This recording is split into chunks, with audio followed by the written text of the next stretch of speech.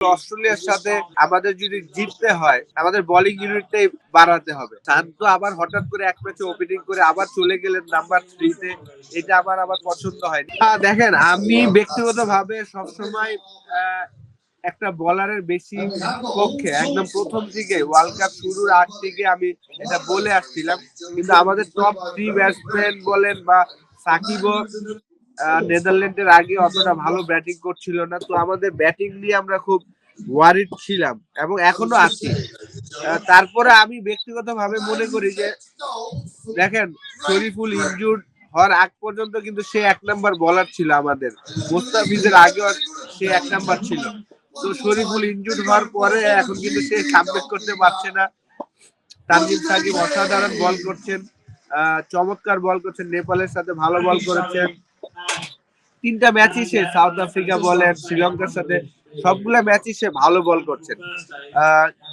আমি ব্যক্তিগতভাবে মনে করি যে আসলে অস্ট্রেলিয়ার সাথে আমাদের যদি জিততে হয় আমাদের বোলিং ইউনিটটাই বাড়াতে হবে। আর ব্যাটসম্যান বাড়িয়ে আপনার অতটা বেনিফিট কিন্তু আমরা পাচ্ছি না, যেটার জন্য আমাদের ব্যাটসম্যানদের নিজেদের দায়িত্ব নিয়ে খেলতে হবে। ভালো উইকেটে ব্যাটসম্যান না বাড়িয়ে বলার বাড়ানোটা ভালো, যেহেতু আমেরিকাতে হাই স্কোরিং ম্যাচ, এখানে আপনি বলার বাড়ালে আপনার জন্য একটা অ্যাডভান্টেজ। শরীফুলকে ঢুকাতে পারলে আমি মনে করি যে আমি একটাই চেঞ্জ আশা করি যে শরীফুল টেস্ট ইলেভেনে আসবে।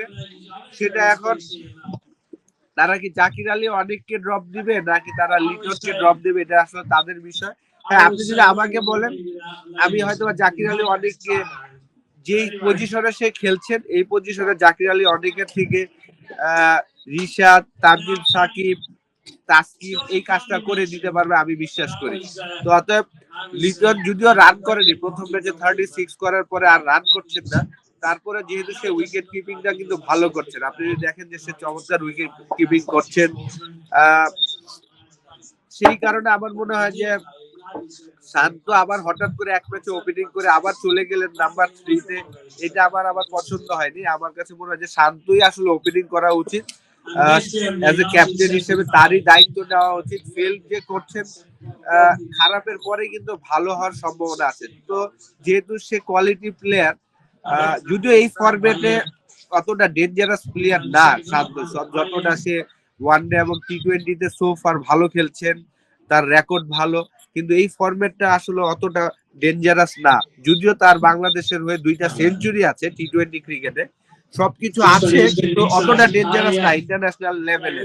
তারপরে আমি মনে করি যে শান্ত আসলে ওপেনিং এ থাকা উচিত, লিটন নাম্বার 3 তেই খেলা উচিত, এবং জাকির আলী অনেকের জায়গায় আমার মনে হয় যে শরীফুল এক্সট্রা একটা বলার খেলালে আমার বেস্ট 11টা এটাই, যে তানজিম তামিম, শান্ত ওপেনিং, লিটন নাম্বার 3, নাম্বার 4 এ সাকিব, নাম্বার 5 এ তৌহিদ হৃদয়, নাম্বার 6 এ মাহমুদুল্লাহ, 7 এ রিশাদ, 8 এ তাসকিন, 9 এ তানজিম সাকিব, 10 এ শরীফুল, 11 তে মুস্তাফিজ। আমি 4টা পেস বোলার যাব অস্ট্রেলিয়ার সাথে আমি 4টা পেস বোলার যাব, এবং রিশাদ এবং সাকিব, মাহমুদুল্লাহ, প্রয়োজন হলে মাহমুদুল্লাহ বল করবেন। 7টা বলার কিন্তু আমার হাতে আছে। আমি বোলিং অপশনটাই নিতে চাই বেশি, কারণ আপনার যেহেতু ভালো উইকেটে ব্যাটসম্যানের সংখ্যা বাড়ানোর চেয়ে বলার বেশি থাকলে আপনার শান্তর জন্য বোলিং অপশনটা ভালো হবে। কারণ আপনি যদি দেখেন যে আমাদের পেস বোলাররা কিন্তু ভালো করছেন, তো পেস বোলাররা যেহেতু ভালো করছেন, শরীফুল যেহেতু 1 নাম্বার বোলার ছিল এই 4 ম্যাচ আগেও, তাকে ঢুকানো উচিত আমার মনে হয়।